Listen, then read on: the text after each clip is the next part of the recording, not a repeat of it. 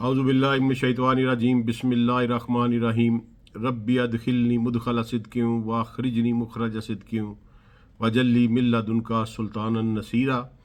अल्लाहुम्मा सल्लि अला सय्यदिना मुहम्मद व अला आलिहि व सहाबिहि व ज़वाजिहि व बारिक वसल्लम। अस्सलामु अलैकुम व रहमतुल्लाह। मेरे तमाम सुनने वालों के लिए ये गुजारिश है कि ये मदीना शरीफ से मेरी दूसरी वीडियो है और मेरी ख्वाहिश थी कि मैं यहाँ बैठ के किसी एक ऐसे मौजू को टच करूँ और उसको एक्सप्लेन करने की कोशिश करूँ जो बहुत ज़्यादा अहमियत का हामिल हो। तो बहुत ज़्यादा सोच विचार के बाद बहुत सारे क्वेश्चंस भी हमें इसके ऊपर आए, बहुत सारे लोगों ने मुझे इसकी फरमाइश भी की इस टॉपिक की। तो आज मैं मदीना शरीफ में बैठ के जनाब आकाए मोहम्मद मुस्तफ़ा सैयदुल कौनैन सल्लल्लाहु अलैहि वसल्लम के प्यारे शहर में उनके गुंबद खजरा से सिर्फ 100 कदम के फासले पे बैठ के मैं ये वीडियो इसलिए कर रहा हूँ कि ये टॉपिक जो है इसने उम्मत मुसलमा को उधेड़ के रख दिया हुआ है। आप सोचकर परेशान हो जाएंगे कि ये एक ऐसा टॉपिक है कि जो कोई पढ़ता है उसके जहन में ऐसे ऐसे सवालात आ जाते हैं कि उसका जहन उलझ जाता है। मैंने अपनी ज़िंदगी में बहुत सारे बंदे ये इस एक वाक़े की वजह से इस्लाम से फिरते हुए और दैरिया होते हुए देखे हैं, एक से ज़्यादा अफराद। ये इतना बड़ा जहर है जो घोला गया हमारी किताबों में कि आप इसका अंदाज़ा नहीं कर सकते। और इसने हमारी मुमताज़ शख्सियात के पल्ले कुछ नहीं छोड़ा और हमारे मौलवियों ने इसको दोहराने की गर्दान की। अपने फ़िरके को बचाने के लिए उन्होंने तरह तरह की तावीलें गढ़ी। एक बात ज़हन में रखिएगा कि किसी भी हदीस को जानने का मैं आपको एक मेथड बताता हूँ। पहले मैं आपको ये बता दूँ कि ये वाक़या जिसका मैं ज़िक्र कर रहा हूँ ये वाक़या एक करतास या हदीस करतास इसको कहते हैं। हदीस को जानने का एक मयार, मेरी गुजारिश है अपने तमाम सुनने वालों के लिए कि सिर्फ एक मयार अपनी ज़िंदगी में अपना लें, आपको कभी ठोकर नहीं लगेगी, बिल्कुल कभी ठोकर नहीं लगेगी। वो ये है कि हर वो हदीस जो कुरान के बेसिक किसी भी हुक्म के खिलाफ हो, उसका रावी कोई भी हो वो सच्ची नहीं हो सकती। हर वो हदीस जिसके ऊपर मनसब शान रसालत सल्लल्लाहु अलैहि वसल्लम पर कोई हरफ कोई आँच आती हो, उसका रावी बुखारी मुस्लिम छोड़ के जिब्रील भी हो तो वो कभी सच्ची नहीं हो सकती। हर वो हदीस जिससे मेरे रसूल की ज़ाते मुबारक सल्लल्लाहु अलैहि वसल्लम की किसी किस्म की तौहीन का कोई शायबा भी निकलता हो, वो हदीस कभी सच्ची नहीं हो सकती। और हर वो हदीस जो इस्लाम के बेसिक फ्रेम ऑफ स्ट्रक्चर से बाहर जाती हो, आउट ऑफ बॉक्स हो, वो कभी सच्ची नहीं हो सकती। क्योंकि मेरे रसूल सल्लल्लाहु अलैहि वसल्लम का कोई अमल, कोई कौल, कोई इशारा, कोई शायबा, किसी किस्म का कोई कनाया कभी भी कुरान के खिलाफ नहीं हो सकता। ये हमारा इसके ऊपर ईमान है। इसलिए रसूलुल्लाह सल्लल्लाहु अलैहि वसल्लम ने एक लिटमस टेस्ट बताया था। रसूलुल्लाह को सारा अल्लाह ने बताया था कि यहाँ क्या होना है और आपकी उम्मत में कौन कौन से फितने उठाए जाते। तो अल्लाह ने रसूलुल्लाह सल्लल्लाहु अलैहि वसल्लम को ये सारी बातें बताई थी। इसलिए रसूलुल्लाह ये बता के गए कि अगर तुम मेरी निस्बत से कोई ऐसी बात सुनो जिससे तुम्हें कराहत आए तो समझ लेना वो बात मेरी नहीं है। कराहत का मतलब क्या है कि जो कॉमन सेंस के खिलाफ हो, जो कुरान के खिलाफ हो, जो दीन के खिलाफ हो। और फिर रसूलुल्लाह सल्लल्लाहु अलैहि वसल्लम ने बड़ी शिद्दत के साथ बार बार मुतअद्दिद मौक़ों पर यह कहा कि जिसने मेरी तरफ से कोई झूठ गढ़ा वो अपना ठिकाना जहन्नम में कर ले। میں یہ مدینہ شریف میں گنبد خضرا سے صرف 100-150 قدم کے فاصلے پہ بیٹھ کر یہ اس لیے بیان کر رہا ہوں کہ میں نے اس کے اوپر سال ہا سال لگائے ہیں۔ اب اس حدیث کرتاس ہے کیا؟ یہ بخاری نے تقریباً 7 دفعہ یہ زہر قاتل اپنی کتاب میں نقل ہوا ہے۔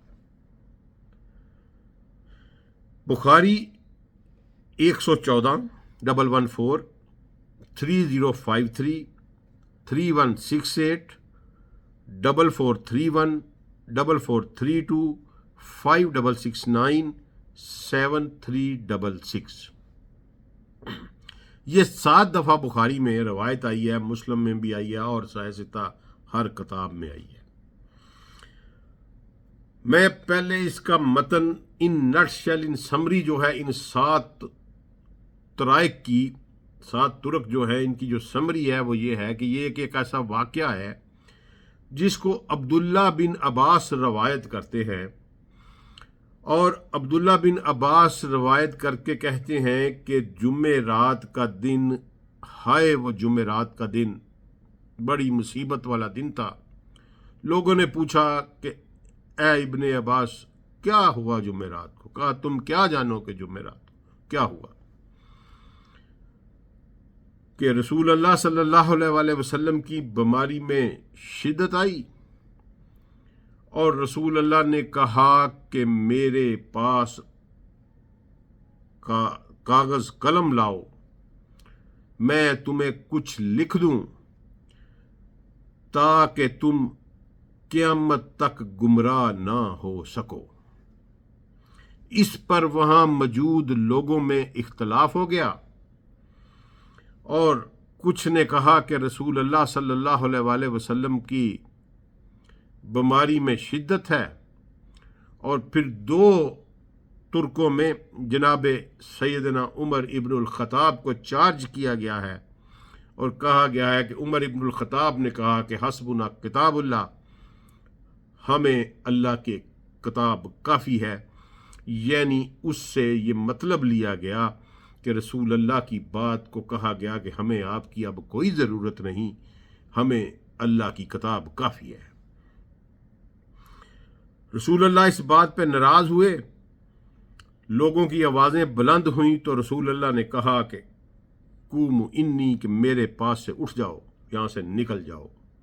رسول اللہ نے لوگوں کو وہاں سے نکال دیا، اور وہ نسخہ ہدایت جس سے امت نے قیامت تک کے لیے ابدا کا لفظ ہے کہ لا تضلوا ابدا، لن تضلوا ابدا، کہ قیامت تک گمراہ نہیں ہوگے، یہ لکھوا لو مجھ سے، میں تمہیں لکھ دیتا ہوں۔ یہ الفاظ ہیں، اکتب کے الفاظ ہیں۔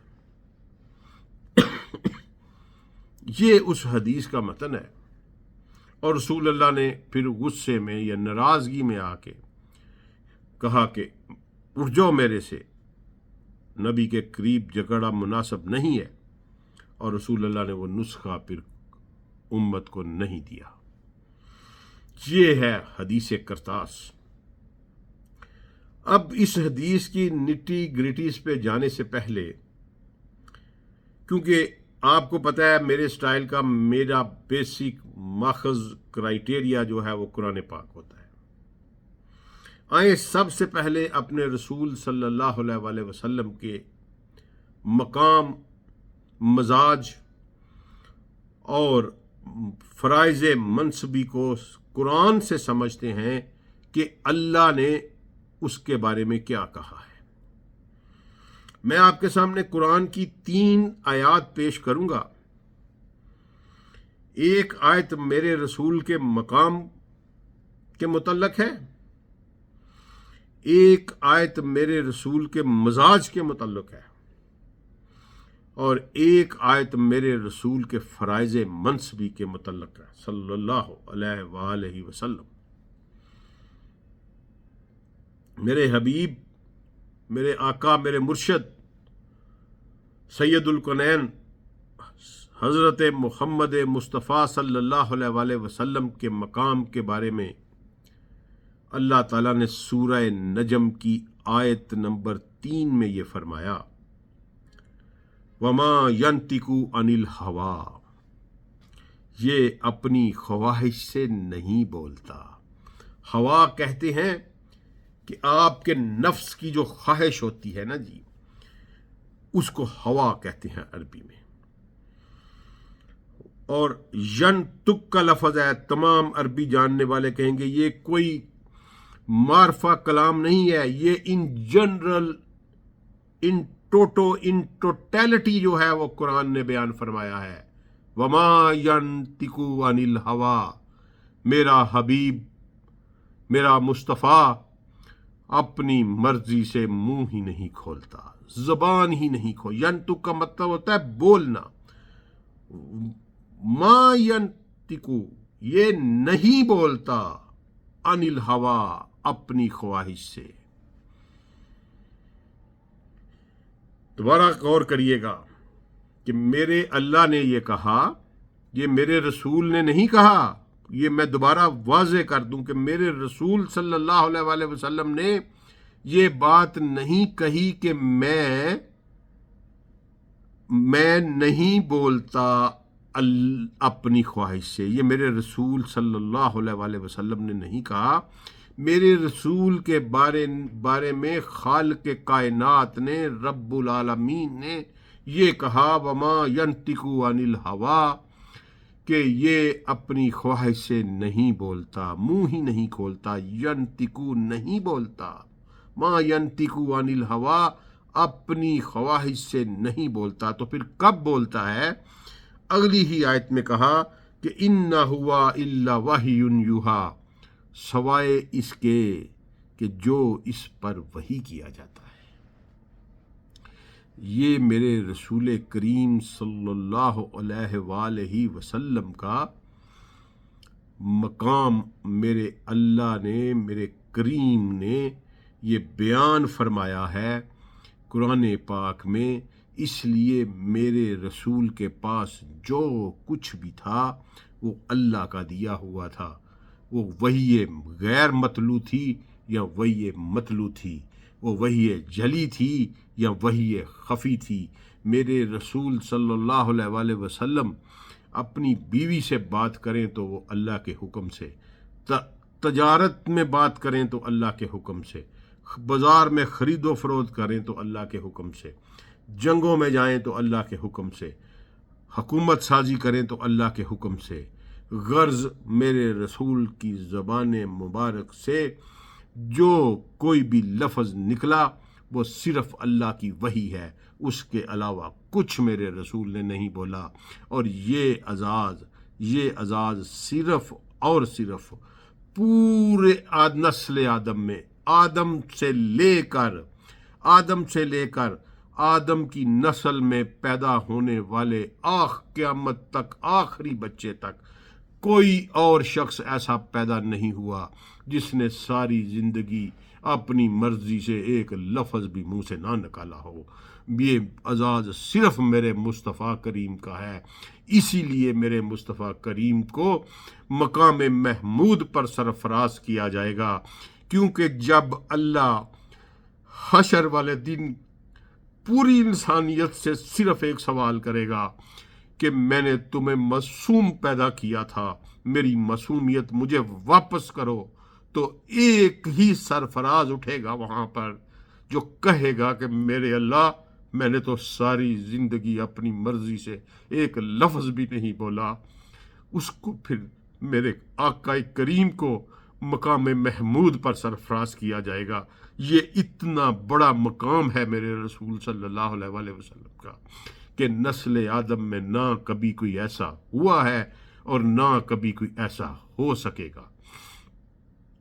اس کے بعد دوسری جو ہے آیت میں آپ کے سامنے پیش کرنے لگا ہوں، وہ اپنے رسول صلی اللہ علیہ وآلہ وسلم کے منصب رسالت کے بارے میں، فرائض منصبی کے بارے میں۔ وہ یہ آیت ہے کہ سورہ مائدہ کی آیت نمبر ہے 67، جس میں اللہ نے بڑے اسٹرانگ انداز میں کہا کہ یا ایھا الرسول بلغ ما انزل علیک ربک، کہ اے میرے رسول پہنچا دیجئے جو کچھ آپ پر نازل کیا گیا آپ کے رب کی طرف سے، اور اگر آپ نے ایسا نہ کیا تو آپ نے رسالت کا حق ادا نہ کیا، اور اللہ آپ کو انسانوں سے بچائے گا۔ یہ آیت میرے رسول کے فرائض منصبی کے بارے میں ہے کہ اللہ نے جو کچھ رسول کو دیا، رسول کو یہ حکم تھا کہ وہ امت تک پہنچا دے۔ اس میں میرے رسول نے کچھ چھپا لیا، وہ لے کے واپس چلے گئے، یہ میرے رسول صلی اللہ علیہ وآلہ وسلم کے فرائض منصبی کے خلاف ہے اور توہین رسالت پر مبنی ہے۔ یہ ممکن ہی نہیں، ناممکنات میں سے ہے۔ اور تیسری آیت میں اپنے رسول کے مزاج کے بارے میں آپ کے سامنے پیش کرنے لگا ہوں۔ سورہ توبہ کی سیکنڈ لاسٹ آیت 128 نمبر میرا خیال بنتی ہے۔ لَقَدْ جَاءَكُمْ رَسُولٌ أَنفُسِكُمْ، کہ تم ہی میں سے ایک رسول آ چکا ہے جس پر بہت باری اور گراں گزرتا ہے کہ تم کسی مشقت یا ہلاکت میں پڑو، جس پر بہت باری اور گراں گزرتا ہے کہ تم کسی مشقت اور ہلاکت میں پڑو۔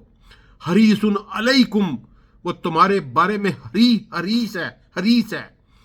بالمومنین رؤوف رحیم، اور مومنوں کے ساتھ رؤوف اور رحیم ہے۔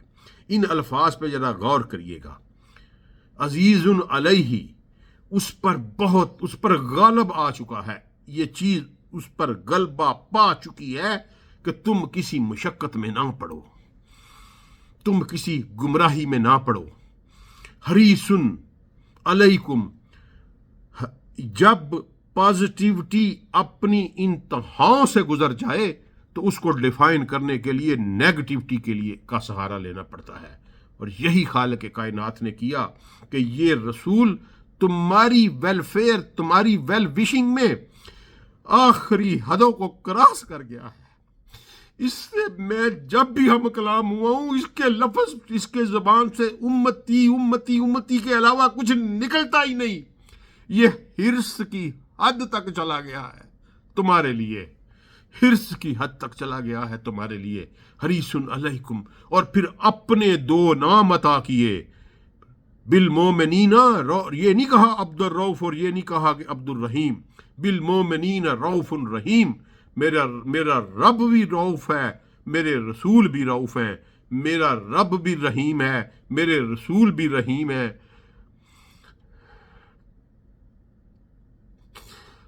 یہ بتائیں آپ کہ ایسا جس کو یہ رسول نے خود نہیں کہا اپنے بارے میں، یہ اللہ کہہ رہا ہے، یہ کوئی شرک والی بات نہیں ہے۔ یہ اللہ کہہ رہا ہے کہ میں بھی رؤوف ہوں، میرا رسول بھی رؤوف ہے، میں بھی رحیم ہوں، میرا رسول بھی رحیم ہے۔